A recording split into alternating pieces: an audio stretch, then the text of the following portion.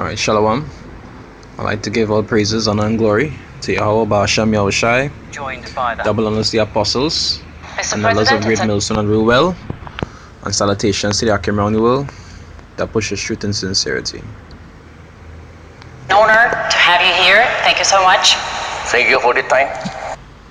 The host of RT's Kaiser Report, Max Kaiser. Max, good evening. Thanks for coming on.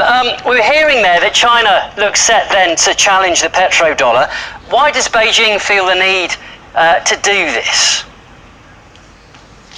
Well, first of all, they're very brave to do this because countries that have tried to exit the oil-dollar matrix have met terrible ends. Of course, Saddam Hussein wanted to trade oil in euros, so he was killed. You had Muammar Gaddafi wanted to trade his energy in something other than US dollars. He was killed. So the track record here is pretty dire. So kudos to China for taking this project on. And of course, they are rumored to be the big buyer in the Aramco offering of their state oil facilities coming down the pike. So this makes sense in a geopolitical sense in terms of you've got China and Russia and the Saudis are looking to escape the US dollar hegemony. They're looking to de-dollarize. That's a concept we see all over the world right now as countries want to escape from the U.S. military-industrial complex.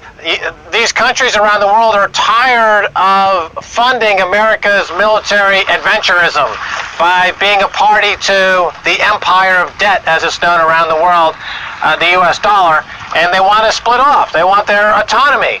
China wants autonomy. Russia wants autonomy. So you want autonomy. You see what that would mean?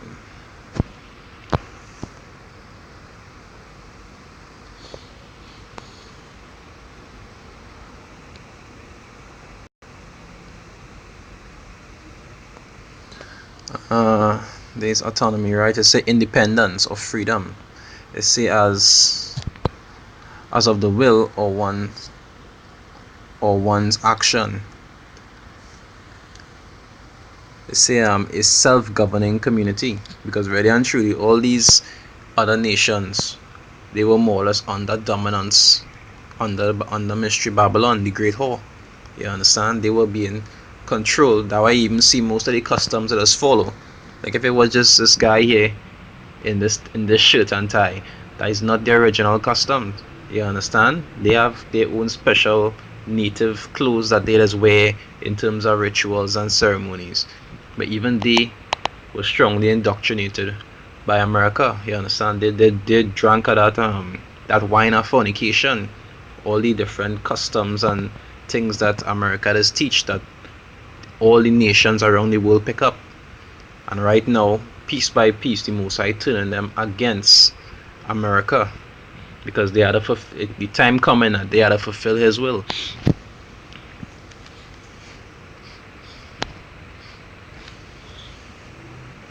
Iran wants autonomy. They don't want to be ruled over by the U.S. dollar anymore. So this gives them away this contract, futures contract based in yuan for oil, convertible into gold. It means that these countries can finally, and it's been in place since the end of World War II, escape the Bretton Woods U.S. dollar hegemony, empire of debt. And the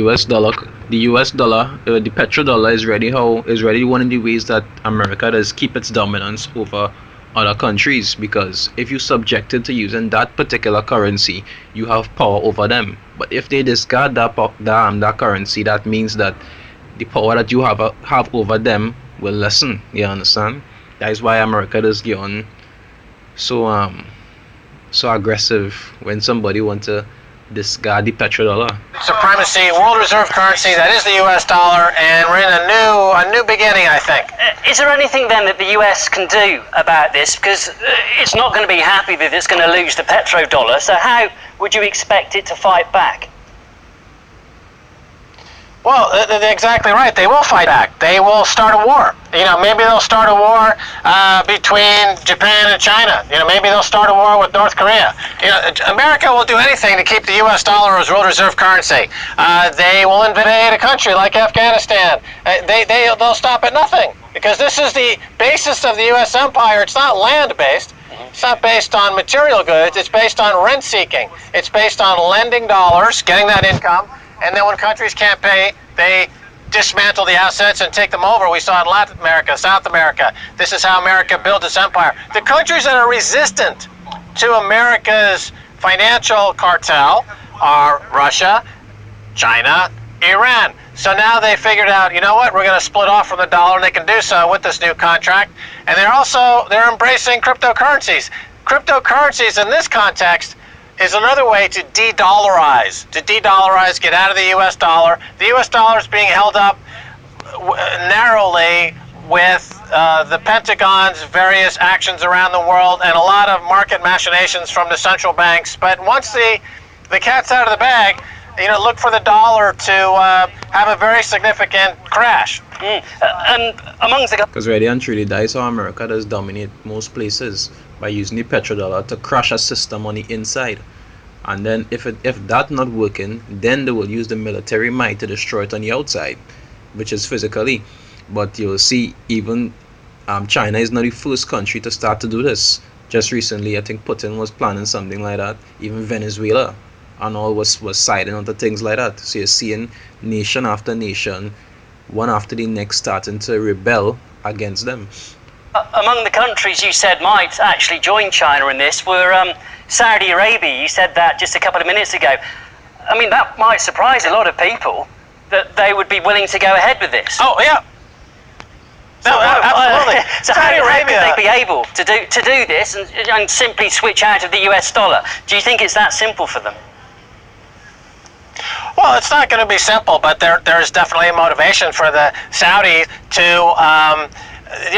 they want to float Aramco, for example, because they need the money, because they're deeply in debt, and they're running out of cash, and they wanted to do an IPO of Aramco on either the London or the American exchange, but they were prevented from doing so from the legal actions of the 9/11 survivors, who rightly point to the Saudis as the cause of 9/11, the architects of 9/11, and they were allowed in America for those lawsuits to go forward. That's a pretty recent development. Only in the last year or so, lawsuits against Saudis for terrorism for 9/11 have been allowed to go forward. So now the Saudis are like, okay, if that's the way you feel, America, then we're going to take our business to China, Russia, Iran, So there's a huge split between the Saudi and America right now. The petrodollar, which got started in 1970, 1971, that's coming to an end. The Saudis are doing all kinds of moves that beyond just killing people on 9/11, which is pretty aggressive. So there's the Revelation 17, right? Say verse 16, and say, and the 10 horns which thou sawest upon the beast, it said, thee shall hate the whore, and shall make her desolate and naked, and shall eat her flesh and burn her with fire. So those horns, which is the same allies of America. The scriptures say that eventually the Most High will move them to hate America, and they will be a part of America's destruction. Aggressive, I think. Max, they're doing a lot of other moves. We could talk a lot longer about this. It's a fascinating topic, but we've got to leave it there. We really appreciate your thoughts on this. That was sure. Max Kaiser. Thank you. And to show you how fast prophecy coming piece by piece. You're even seeing more symptoms pertaining to, you see the amount of missiles if you look on YouTube, because they ain't showing it on no news channel just so. If you look on certain YouTube pages, if you Google it, you'll be able to see like advances in different weapon systems that different countries like North Korea and country slipping my ears, all these different countries only advancing in the weapon system because they know what they're preparing for. The Most High putting it in their spirit, so when that time comes, they will be capable to just wipe America off the field. You understand? Well, and with that, I'd like to give all praises and glory to Yahweh, Ba'ashem, Yahushai, double honors to the apostles and elders of Great Millstone and Real Well, and salutations to the Akim around the world that pushes truth in sincerity. Shalom.